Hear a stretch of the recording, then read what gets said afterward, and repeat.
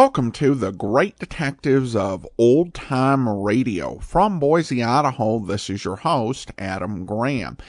If you have a comment, email it to me, box13 at greatdetectives.net. Follow us on Twitter at Radio Detectives and become one of our friends on Facebook, facebook.com/Radio Detectives. Today's program is brought to you in part by the financial support of our listeners. And you can send along a one-time donation at support.greatdetectives.net. And I want to thank Paul for supporting the show that way. You can also use the Zelle app to box13 at greatdetectives.net or by mail to Adam Graham, P.O. Box 15913, 15913, Boise, Idaho 83715. In addition, you can become one of our Patreon supporters for as little as $2 per month. Just go to patreon.greatdetectives.net. I want to thank Kenny for coming on board at the detective sergeant level, $7.14 or more per month. And Lockheed for coming on at the rookie level of $2 or more per month. Thank you so much for your support. Now it's time for today's episode of Box 13, Perfect Crime.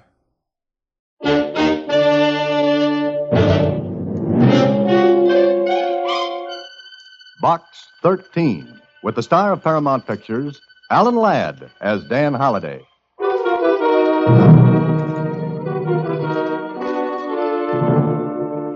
My dear Mr. Holliday, I do not address you as Box 13 because, having seen your advertisement, I was intrigued and found out who you are. You write mystery stories. I am a professor of criminology at the university. I think I have something of enormous interest to both of us. The perfect crime. I am going to commit it. Won't you be my audience? If it pleases you, come to my rooms.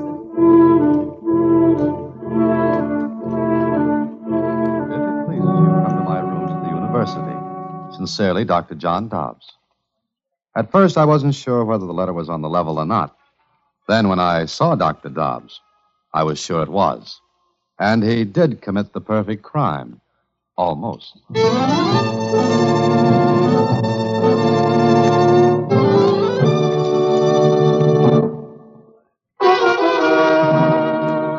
And now, back to Box 13 and Dan Holliday's newest adventure, The Perfect Crime.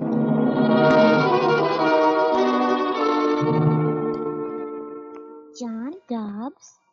Dr. John Dobbs. I never heard of him, Mr. Holliday. Well, here, read this. Who's Who in American Education. Uh-huh. Our Dr. Dobbs is quite a personage. Dobbs, John H., Professor of Criminology and Abnormal Psychology. Author of over 15 volumes on crime and the criminal. That's enough, Susan.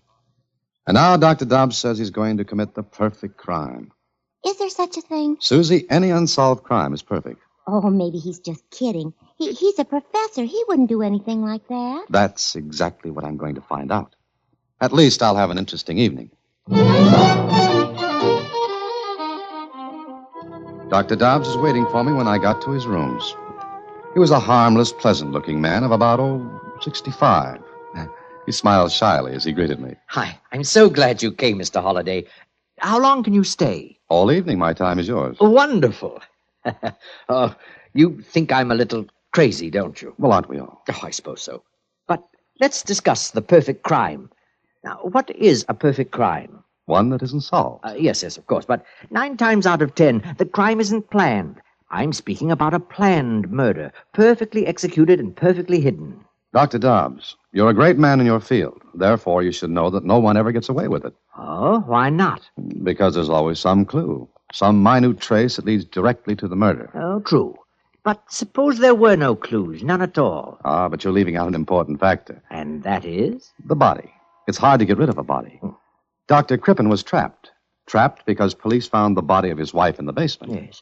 But suppose a body could be destroyed altogether. Well, it's never been done. With today's scientific police laboratories, even the tiniest clue can be built up enough to convince a jury. Yes, that's very true. But suppose the body of the murdered person were never found. It always has been. Granted. But suppose it were not. There'd be absolutely no proof of murder. My point exactly. Now, just a minute. First, you have to find a victim. One who isn't even remotely connected with you. Then you have to kill him. Yes, go on. Then, having found your victim and killed him, you have to get rid of his body. altogether. Those are the conditions, yes. So, after those conditions were fulfilled, you'd have to escape detection and final punishment. And your argument is that with those conditions, the perfect murder would have been committed. Yes. Suppose I told you I can do it. You're asking me to believe the impossible. First, you're a famous man. It's hardly likely you'd risk everything you've worked for just to satisfy an insane whim. Go on. Secondly, I don't believe you're serious. But I am. Mr. Holliday, I'm a very sick man. My doctor gives me 3 months to live. Oh, I'm very Oh, sorry. it's no matter. Perhaps he's wrong. No, I know he's right. Then what does it have to do with what we're talking about? Perhaps nothing, except that I'm very tired. I've spent a lifetime with books and study and students. I'm a crusty old bachelor. I suppose now I want some excitement. Even my name is prosaic. John Dobbs. Dr. Dobbs, I still don't think you're serious.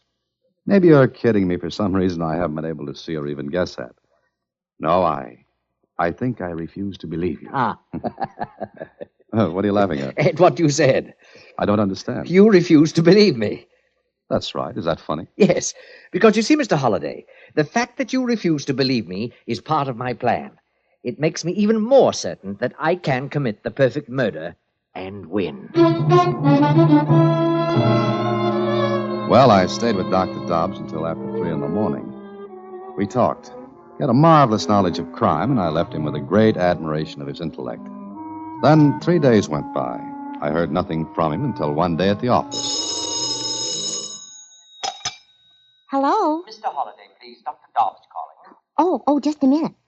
Mr. Holliday, Dr. Dobbs calling. Oh, okay, thanks. Hello. Mr. Holliday, how are you? I'm fine, and you? Oh, pretty well.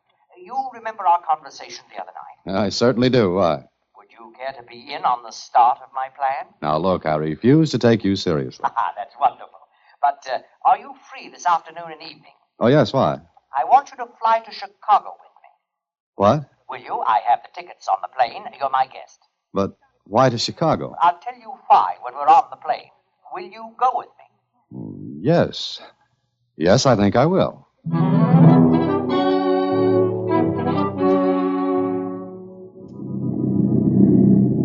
Do you like to fly, Mr. Holliday? Oh, I love it, do you? Oh, yes. It gives me a great sense of exhilaration. I'm untouchable up here. Why are we going to Chicago, Dr. Dobbs?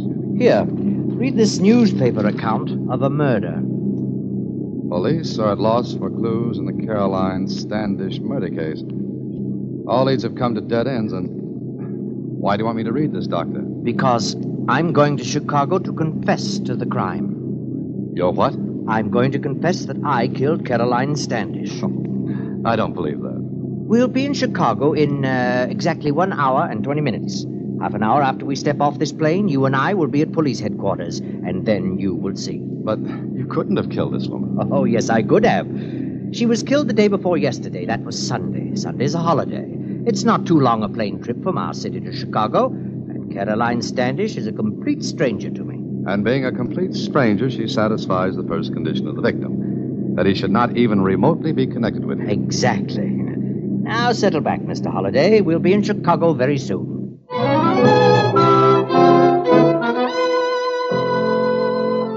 All right, now, let me get this straight, Dr. Dobbs. You say you killed Caroline Standish. Yes, I killed her, Lieutenant. And you say your name is Holliday. That's right. Mm-hmm. Well, Dr. Dobbs, we've checked on you since you first came in here an hour ago. We've got quite a bit on you. Your books, for one thing. I've enjoyed those. Now, suppose you tell us how you killed Caroline Standish. It's very simple. I shot her. Oh? What kind of a gun? A .38 caliber. That was in the newspaper. I know. Mr. Holliday, what do you know about this? Oh, nothing, except that Dr. Dobbs asked me to come here with him. I see. Well, you can both go home. Thank you, Lieutenant. It's not very often that a murderer is sent home scot-free. Why are you letting him go, Lieutenant? Look, Caroline Standish was killed with a .38, yes. But 2 hours ago, we found the killer. He had the gun in his possession. Oh, then I am free to go. As fast as you can get out the door. Thank you. Come along, Mr. Holliday. I'm afraid the lieutenant has his killer, and it doesn't seem to be me. So we'll go back home. And then? I'll get in touch with you again.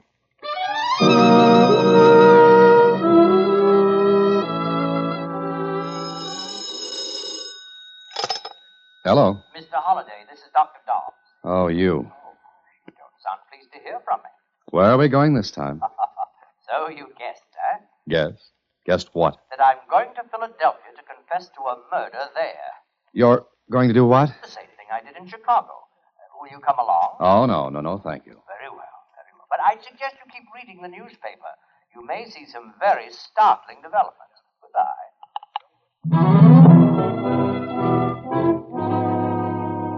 Mr. Holliday, I'm leaving for Boston this evening to confess another crime. Holliday, I don't suppose you'd care to go to Hartford with me? It's San Francisco this time, Mr. Holliday. I would like your company. Well, it went that way for 2 solid months. Dr. Dobbs confessed to every murder that hit the newspapers, and every confession was laughed at. His name gradually became as well known to the police departments of the country as those of the public enemies number 1 through 20. Then he came to see me at my apartment. Well, Mr. Holliday, what do you think now? Look, Mr. Dobbs, I don't know what you're doing, but please, why don't you cut it out? Oh, are you feeling sorry for me? Look, every one of these newspapers has your name in it. You've made a laughingstock of yourself. Oh, does that concern you? Yes, it does. I admire you. I've read your books, and I've talked with you. Why are you so intent on breaking up a brilliant career? Because I intend to go through with what we discussed that first night in my rooms. I don't know whether you're trying to make a fool of me or not, Dr. Dobbs. But I'd rather you didn't count me in on your little escapades. It's no fun committing a perfect crime without an audience. What? I need you, Dan. You're very intelligent. You could appreciate what I'm going to do. Look, Doctor, forget all this and go back to the university. Say you did it as an experiment. Oh, well, I've already been given a vacation from the university. What do you mean? The publicity was bad for the school. The president suggested that perhaps I'd been working too hard and needed a rest. Well, you brought it on yourself. Oh, yes, I know. Now, I want you to do me a favor. What do you want? There's a small city about 300 miles from here. Go there with me. So you can put in another phony confession? No. So I can point out my real victim to you. Say that again. I want to show you my victim, the man I am going to kill, the man whose body will never be found, and the crime to which I am going to confess, this time legitimately. I don't believe you. Please, now go to the town with me. I'm now supposed to be a little cracked. Humor me. And if I do?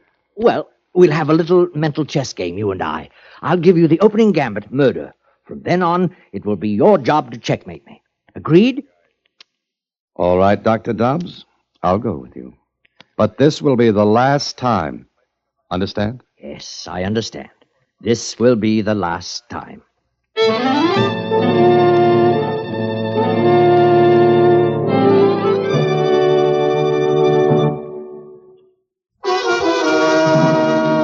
Now back to The Perfect Crime, another Box 13 adventure with Alan Ladd as Dan Holliday.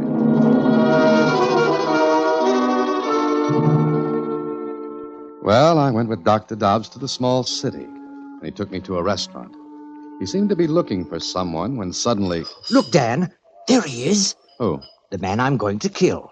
The one who just came in? Yes, look at him. Describe him to me. I want you to be able to recognize him any place, under any conditions. What for? Please, just do as I ask. Well, I see a man about your build. Yes. A little younger, perhaps. Yes. Nondescript. His name is Alexander Ferris, and he's a buyer for one of the department stores here. How do you know all this? I looked all over for a victim, and then one day I saw him in our city. I followed him, found out he lives here. Oh, he doesn't even know he's going to die. Dobbs, let's cut out this nonsense. But it's not. Ferris is a bachelor. He lives in a boarding house. Once a month he takes a trip to our city to buy for the store here. Go on, you're not finished. No, I'm not. I was going to add that Mr. Ferris is going to make one more trip to our city, and that one will be his last. Tell me one more thing. Why did you pick him? Because he seems the logical one. He does things by routine. He stays at the same hotel in our city. He takes the same train there and back home here. Oh, I hate monotony. Uh-huh. Now, suppose I should walk over to Mr. Ferris and tell him that a madman is going to kill him. Go on, try it. You know what he'd do. Yes, I think I do. He'd look at me as though I were the madman. Then he'd call for the police, and I'd be stuck in a nice cell until the police decided I was harmless. Exactly. All right, Dan. We're finished here. You've seen the victim. Now we'll go back home, and I'll let you know when the game begins.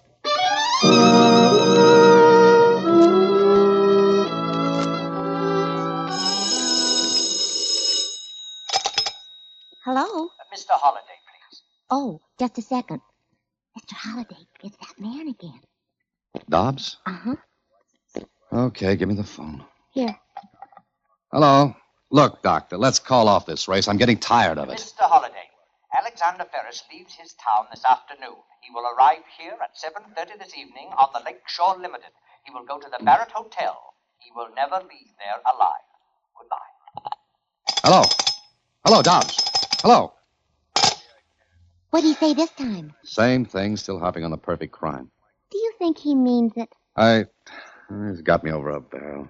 I don't want to believe him. Sometimes I don't, but But what? there's something earnest about him when he talks about it.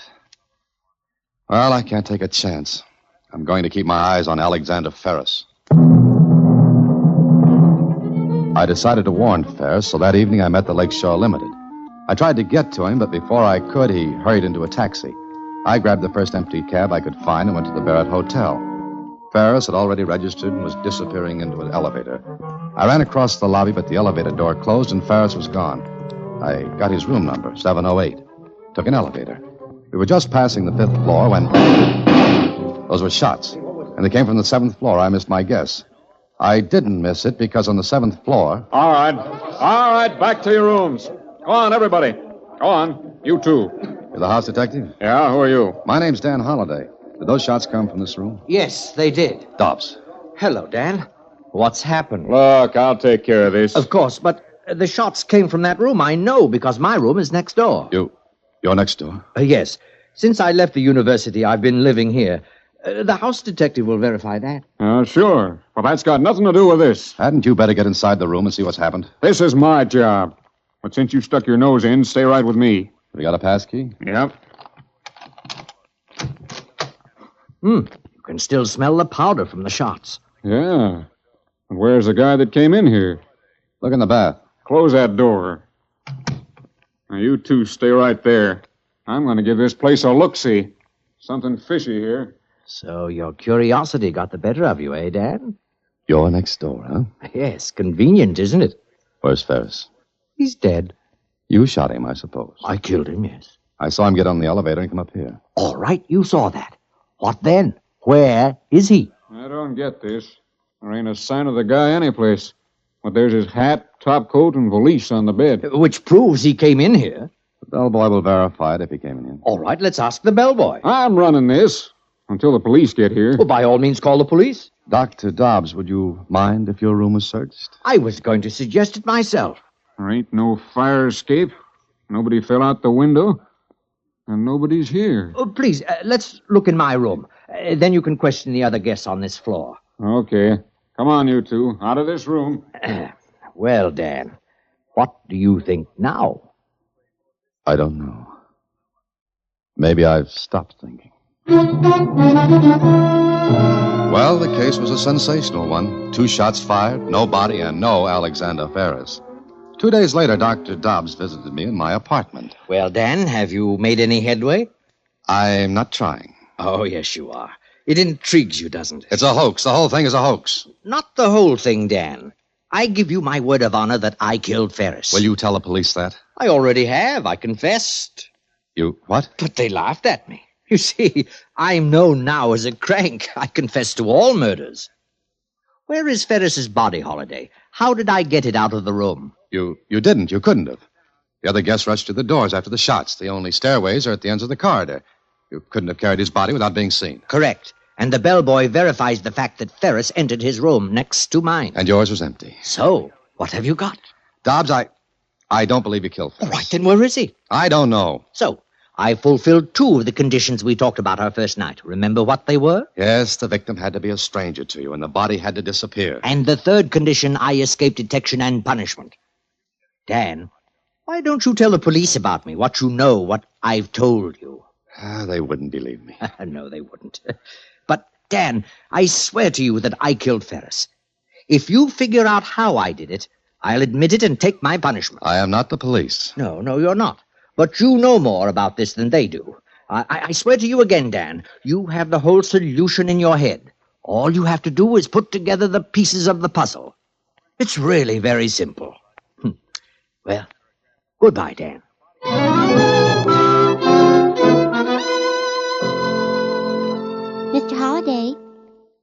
Mr. Holliday. Oh, I'm sorry, Susie. I was daydreaming. About Dr. Dobbs? Dobbs. Gee, I think it's some kind of a joke. There just isn't anybody. They've been looking for almost a week now. That's what bothers me. Ferris is missing. He left his hometown, took the train, came here. I saw him, Susie. I saw him then. No Ferris. And the police won't believe Dr. Dobbs. Or me. Kling thinks I'm in the same class as Dobbs. I know. Oh, well, thanks. There's got to be an answer, though. No one, not even an admitted genius such as Dobbs, could kill a man and do away with his body. But there isn't a trace. Look, Dobbs had about 15 seconds to kill Ferris and then hide the body. Yes? What were you going to say? I'm not sure. Dobbs said I had the whole solution in my head. Susie, ever see a magic act? Magic act? Oh, you mean a magician? Sleight of hand? That's right. Sleight of hand, illusions. Now you see it, now you don't. Watch the little lady disappear from under your very eyes. Keep your eye on the magician and miss how the trick is done. I don't know what you're talking about. I'm not sure I do, but I've got an idea. Susie, we're going to send a telegram. Where to? To Alexander Ferris's hometown, to the chief of police. But that's been done. You know that. Sure I do. But the other telegrams were about and concerning Ferris. Well, what's yours going to be? About a perfect stranger.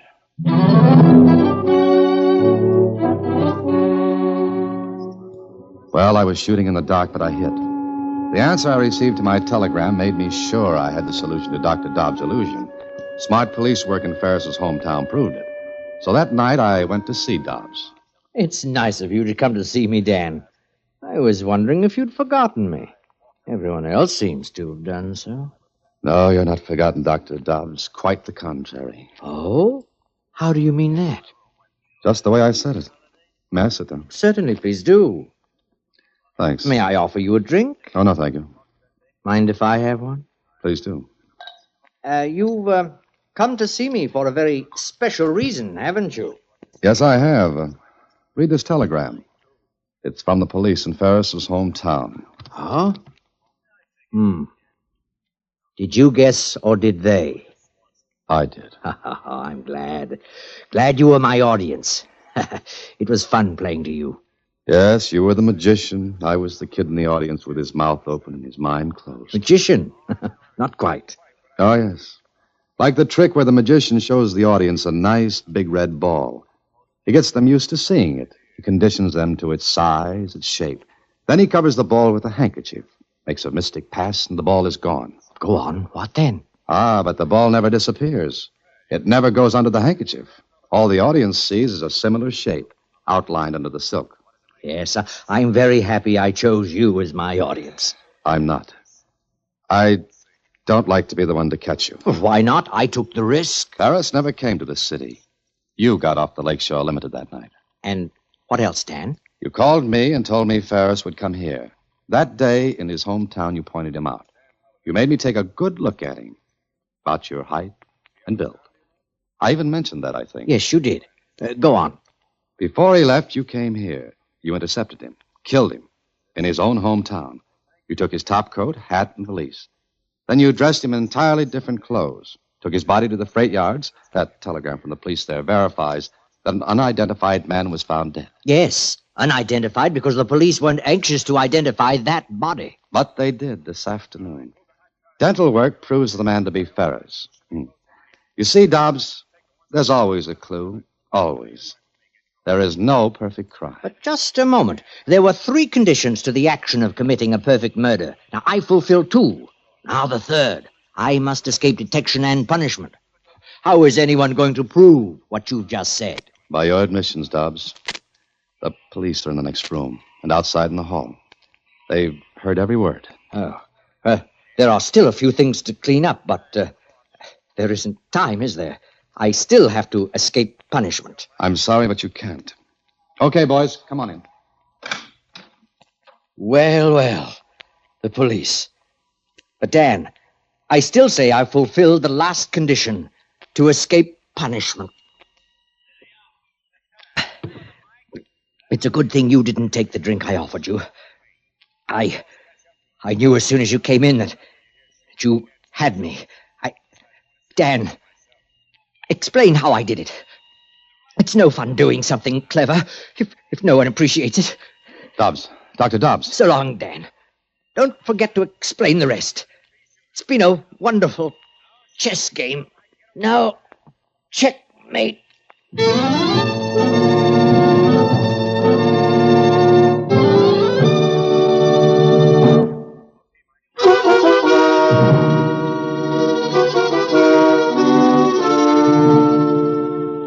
But how did he kill Mr. Ferris in the hotel? I told you. He didn't, Susie. He killed Ferris in the man's own hometown. You see, I thought I'd followed Ferris to the hotel from the station, but I had followed Dobbs. And then? Very simple. Dobbs had reserved a room next to Ferris's. Then, disguised as Ferris, he went into the room Ferris had reserved. Dobbs took off the topcoat, hat, put the valise on the bed, fired 2 shots, blanks, then slipped quickly into his own room. Do you see? Oh, sure. Leaving the other room empty. Right. So everyone was looking in the wrong place for Ferris. Everyone assumed he had really come to this city. Like the old trick with the ball, Susie. You think you see it, but you don't. So you look in the wrong place. Gee, he was really smart, wasn't he? Susie, just remember this. No matter how smart you are, there's always somebody who'll trip you up.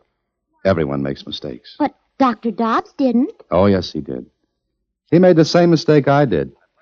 He looked in the wrong place. What do you mean? You see, I had to trap him into a confession. He assumed that dental work would identify Ferris's body. But the man found in the freight yards had perfect teeth and no dental work. Good night, Susie.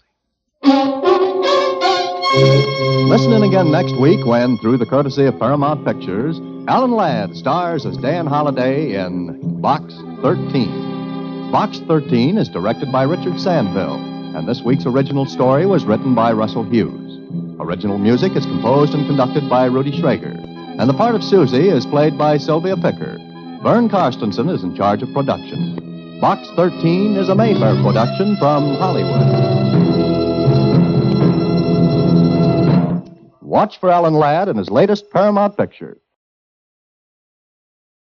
Welcome back. Kind of a tough case for Dan. As I've thought it over, I've debated what could he have done or should he have done. And I think it was very hard to be sure that it was truly a hoax. He might have tried to find some other way to warn the intended victim, but that could have ended up in additional complications as well. I do find myself wondering if this terminal illness was affecting this doctor's mind, or if he had always been this kind of psychopathic character who didn't act out his desires just because he feared the consequences, which, as he grew older and faced death, he did not.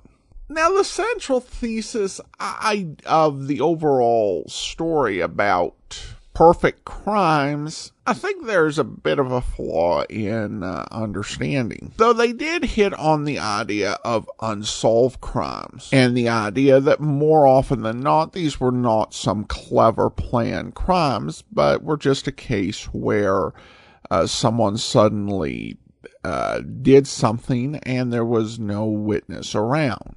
Billy Jensen, who does some true crime podcast, he actually wrote a book, which I reviewed last year, I believe, called Chase Darkness With Me, about how he went out and started using the internet, his knowledge of social media and marketing, in order to solve crimes. And most of these crimes were just a case where someone was somewhere and for some reason a person decided to kill them, and that was that. I think there were quite a few planned crimes by that definition that people got away with, at least for quite a while. When you take a look at serial killers, Jack the Ripper, never caught. Still plenty of speculation on who he was and what happened to him. And then, of course, even the serial killers who were caught managed to get away with multiple murders until they were caught by the police. H. Holmes from the late 19th century, for example. But the idea in this episode did tie into a key social message that was prevalent in so much of popular culture, that crime didn't pay and that you could not get away with murder. The truth is probably more along the lines of, if you commit a crime, more likely than not, you'll probably get caught. And the more crimes that you commit, the more likely that you're eventually going to be caught for one of them. That's the sort of reality that that we saw portrayed so often in Dragnet, where someone plans and gets away with, like 19 burglaries, and then on number 20, they slip up, and that's when the police catch them. All right, listener comments and feedback. And it's time for some discussion around Seamus. And we start out with an email from Richard, who writes, "Hi, Adam. Greetings from Yorkshire here in the UK." And he writes, "I had to mention your discussion of the etymology of the word Seamus. Your comment about the Irish proper name pronounced Seamus was a shocker. The correct pronunciation is Seamus. The Irish distinction between the broad A, O, and U and slender vowel I, E in pronunciation is slightly different for each. It's like the difference between the way the S is pronounced in the English word sure, slender, and suck, broad." And I appreciate you sharing that. Now, if you do question me saying Yorkshire, that's how he said to pronounce it. He says, "We are nations divided by a common language," which is very true. I actually sent an email into a British, UK-based podcast and heard one of the most interesting pronunciations of Boise I think I've ever heard, because I did not include the pronunciation. And Bill emails in with maybe the last word and maybe not. He writes, "Hi, Adam. Regarding the pronunciation of Seamus, I grew up hearing it with a long A, but most of the old-time radio and movies tend to pronounce it with the short A. I'm thinking both are correct. Before we get into a big controversy over how to pronounce it, I say Seamus, tomato. Let's call the whole thing off." And then also regarding the episode of Box 13 we played a couple weeks ago, Bishop Andrew, in addition to having some thoughts on Seamus, similar to what Richard shared, writes in regarding Peggy Webber and says, "Did you catch Peggy Webber in Double Trouble? Such a kick to hear her, and with a French accent to boot. She must have been the most versatile voice actor on radio, and with Virginia Gregg in the running, that is saying something." Well, thanks so much, Bishop Andrew, and glad you pointed that out. I didn't catch her, and I think some of these actors were so good at what they did that you don't necessarily catch all of their performances. You're like, maybe that was Virginia Gregg, maybe that was Peggy Webber. Difficult to tell because there are so many different types of voices that they do. Well, now I do want to thank our Patreon supporter of the day. I want to thank Steve, Patreon supporter since March 2017, currently supporting us at the Detective Sergeant level of $7.14 or more per month. Thanks so much for the support. Now a show announcement. We are nearing the end of Box 13. So in 4 weeks, get ready for Casey Crime Photographer. That will do it for today. Join us back here tomorrow for Dick Tracy. And then this Saturday, we'll be adding Indictment to our lineup. In the meantime, do send your comments to box13@greatdetectives.net. Follow us on Twitter at Radio Detectives and become one of our friends on Facebook, facebook.com/Radio Detectives. From Boise, Idaho, this is your host, Adam Graham, signing